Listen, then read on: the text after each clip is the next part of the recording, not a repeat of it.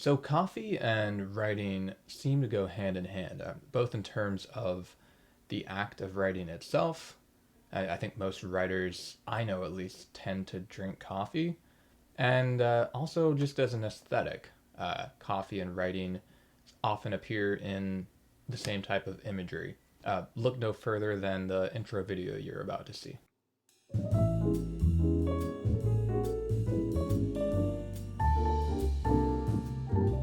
So since I was about 15, I've really enjoyed drinking coffee. However, in June of 2020, I decided to stop drinking coffee. So the reason I stopped drinking coffee was for the reason a lot of people probably would stop or have stopped drinking it.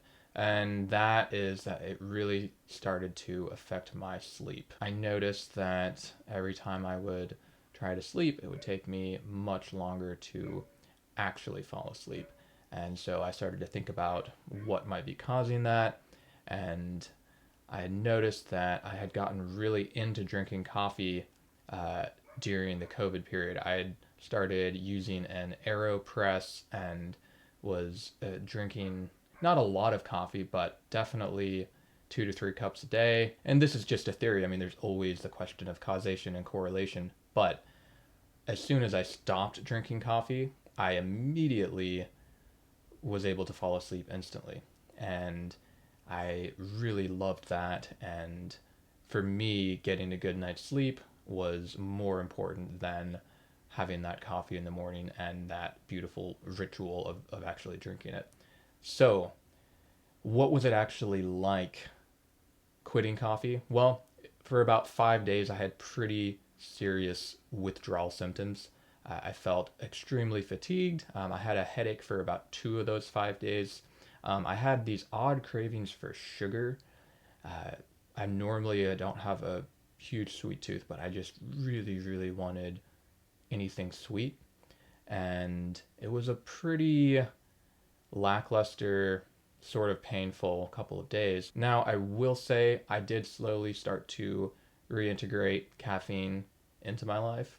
I began with some green tea. Initially, I was just drinking herbal teas. I drank a lot of peppermint tea, which I would really recommend if you're trying to get off coffee. Peppermint tea worked super well for me. But I slowly started to add some green tea into my week. And then after that, I even started drinking some black tea. Now, a cup of coffee generally has about 95 milligrams of caffeine, and by comparison, black tea is probably about 45 milligrams roughly, and then green tea usually about half of that. So that's the scale you're kind of looking at in terms of caffeine intake. And I noticed that as soon as I started drinking the black tea, it still did not affect my sleep at all. So I was able to still get a nice little bit of caffeine. I would still drink 2 cups of black tea a day. It wouldn't affect me at all.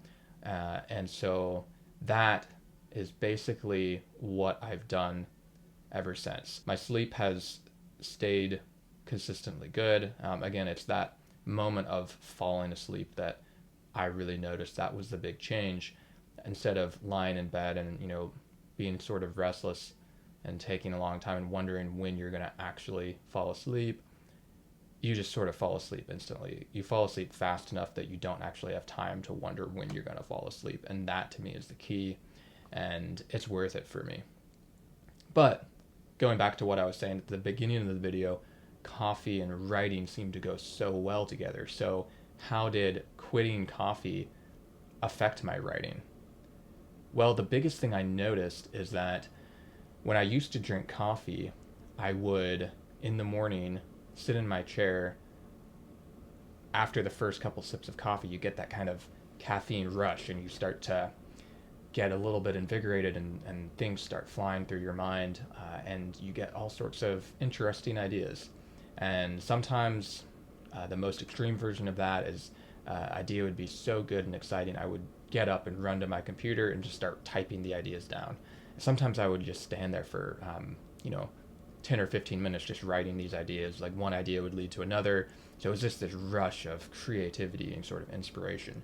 And that was kind of exciting, but the problem with that is you can't totally trust those ideas as good. Black tea does not produce that same effect. The caffeine is just not strong enough. I no longer have those rushes of inspiration.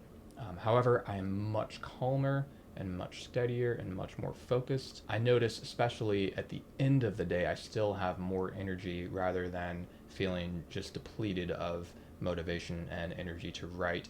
So I'm able to actually get stuff done at night in a better, more consistent fashion. Now, as I've said in previous videos, I'm definitely more of a nighttime writer, but I'm a nighttime writer because of my day job. As I've said before, I don't like to write in the morning before work. It just doesn't work for me. So I write in the evenings. If I didn't have my full-time job, I would write in the morning for sure. That's my ideal, is to wake up and start writing and put in a couple hours of writing. If writing was my job, that would be amazing. If that was the case, I would drink coffee while I was writing. However, I don't actually know what the experience of writing and drinking coffee on a consistent basis is like. So I may not be the best case for what writing looks like when you get off coffee, because it was never something I did on a consistent basis. I would do it on the weekends. I would drink coffee in the morning and write, on Saturday morning and usually Sunday morning as well. And that was really good, but it was just 2 days, so I never got into a consistent enough routine of doing that where it was, day in, day out, to really notice how coffee affected the act of actually sitting down and writing. I'm not sure how long this is going to last, because I do love coffee. It's my favorite beverage, probably. Like, I love the look of it. I love the taste of it. I just drink it black. It's just, for me at this time in my life, because of the sleep issue, I just had to cut it out. There's so many different factors that determine, how well you sleep, that I'm not going to say I'm never going to drink coffee again. Partly, again, because I love the taste of coffee, just plain black coffee. It's so good. But right now, I'm very happy with tea. It is a really good, positive thing in my life. And it's also cheaper, so I save money drinking tea. And the other thing is, there's some other coffee alternatives that I've been looking at that I kind of like. Sometimes on the weekends, I'm looking for something a little different than just a standard black or green tea or herbal tea, and I just want something a little more novel. So one thing that I've discovered is called Raza, the original Raza. This is what it looks like. It comes in these little packets. The tagline is "Energy and Harmony," and it's an adaptogenic coffee alternative. Now, this particular one has 0 milligrams of caffeine. There are some other ones you can get that have up to 35 milligrams of caffeine, and then there's another one that has about 15 milligrams of caffeine that's also cacao flavored, and it's really, really tasty. And then the other one that I just gotten into is matcha tea. Matcha tea has really taken off in the last couple years, I feel like, and it was recommended to me as this caffeine alternative because it does have caffeine. It comes from green tea leaves, but the difference between matcha tea and regular green tea is that matcha takes the full leaf and then it grinds it up into a really fine powder, and you get the full power of the leaf that way. Whereas regular green tea, you're just brewing it. You're only getting about 35% of the leaf's potential. It's not going to have the same punch as coffee, but you'll definitely feel something. You get the caffeine, you get the power of the full leaf, you get all sorts of vitamins and antioxidants, and then you also get theanine, which is a amino acid that can break through the blood-brain barrier, and so it triggers all sorts of positive effects in the brain. It really helps with mood, creativity, reduces stress. So when you're drinking the matcha and you feel certain things, it's probably the theanine that's probably having the biggest impact on you. And it really is a nice little boost. It's very calming, and it has a really ritualistic ceremonial feel to it. I would definitely encourage you to give it a try if you've never had any. And we're actually going to head over to my kitchen now, and I'll just quickly show you what you need to do to make a cup of delicious matcha tea. So here we've got laid out just the basic things you'll need to make matcha. I've got a bowl. Now, it's not an official matcha bowl, which is called a chawan. It's just a standard bowl I have. Again, I'm new to drinking matcha, so I haven't purchased all of the utensils for making it. And then we have what's called a chasen, which is a matcha whisk. It's a key part of the kind of ritual of making matcha, and it also really does help to blend it up properly. And then we have the matcha itself. I would recommend getting the ceremonial grade of matcha. However, the one that I have right now is not.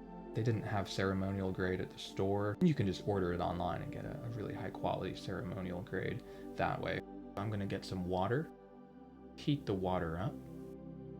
You're going to measure 1 teaspoon of matcha powder into your bowl. Then you're going to take 2 ounces of water once it's at the proper temperature and pour that in the bowl. And now you're going to take your matcha whisk and just get this nice back and forth rapid motion going. You want to do that for about 1.5 minutes until you get this really nice frothy appearance. Since I don't have the proper matcha bowl, I'm going to pour this into a mug, and it is now ready to enjoy. Coffee is a really integral part of many of our lives, and I don't want you to think that you need to stop drinking it just because someone else stopped drinking it.